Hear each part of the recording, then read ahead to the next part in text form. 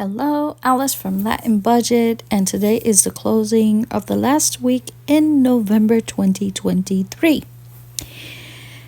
Basically, what we have here is my first income,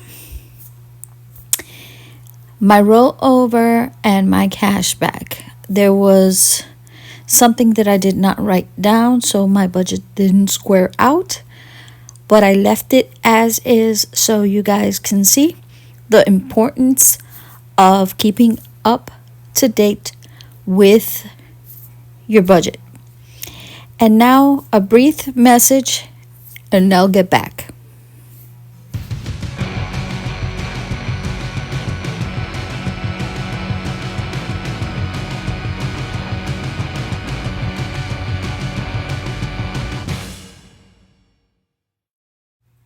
And thank you for joining me today,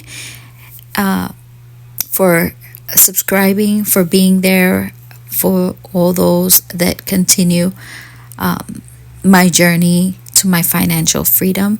Thank you so much, and you would help my channel out if you like, subscribe, and activate that bell. That way you'll be informed of any new content that's placed out on my YouTube. So now, without further ado, let's continue with this closing of November.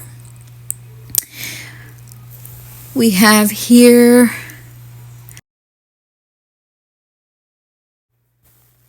$668.51, which was my rollover. My income was $716, and my cashback was $826. My second job did not reflect on this budget, but I'm expecting it over the weekend. But I did not add it to it. So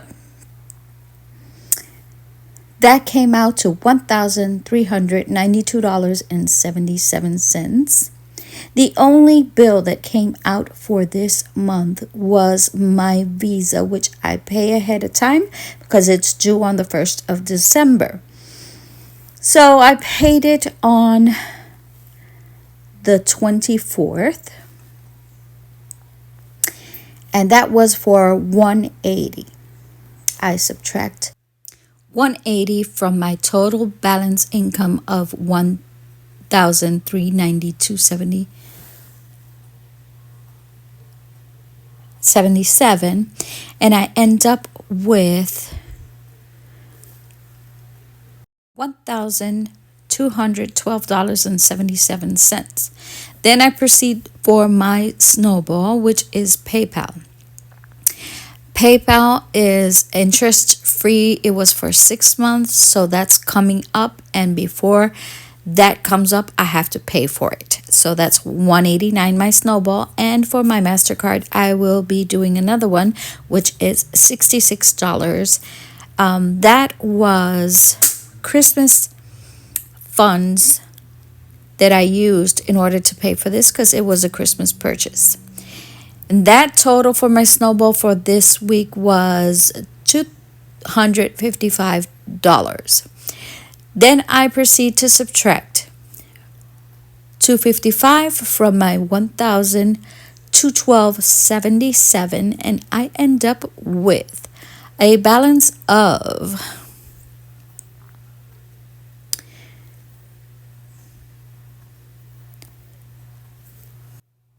$957.77. Then I proceed to my cash spending. And in my cash spending, I only use my ATM for one transaction. But my rollover for my cash wallet is $263. I did place a short where I square out my wallet, and there's no expression or whatsoever. I just count and jot down so I can do the closing of this week. My only spending that I had was in my lunches for $54. That means I have remaining $16. I did not spend on my tips. My gasoline was $40. My home envelope remains $20. For my groceries, it's a rollover of $100. I spent my treat yourself, my coffee, and my date night. those are total of 0 left over. For my fun envelope, I have $15. For my pet, I have $15. And for my beauty, I have $50 remaining. If you tally that up, that's $263. Now in my ATM, I spent $34.71 in miscellaneous. And when you add that up, my total spending for this week was $138.11. I proceed to subtract that amount from my $957. Where are you?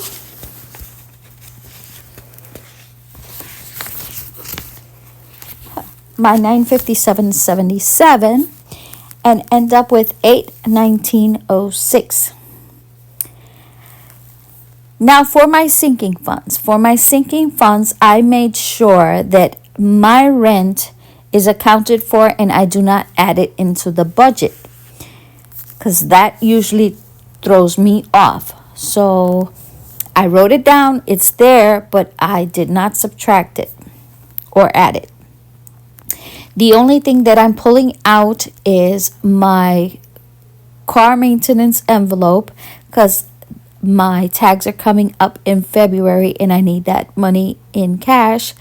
So my tags, $85, and I'm adding to that budget $103 for a total of $188. That's what's being pulled out of the account. My car insurance, $53, is being transferred to another account. So I do not spend that one. And that's my second account.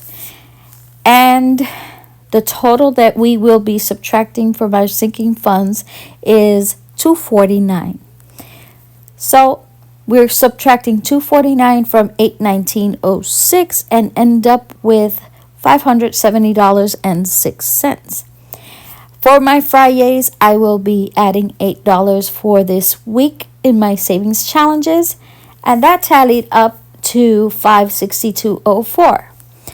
I will be verifying this. Why? Because when I did this video in Spanish, it did not match. It did not square out.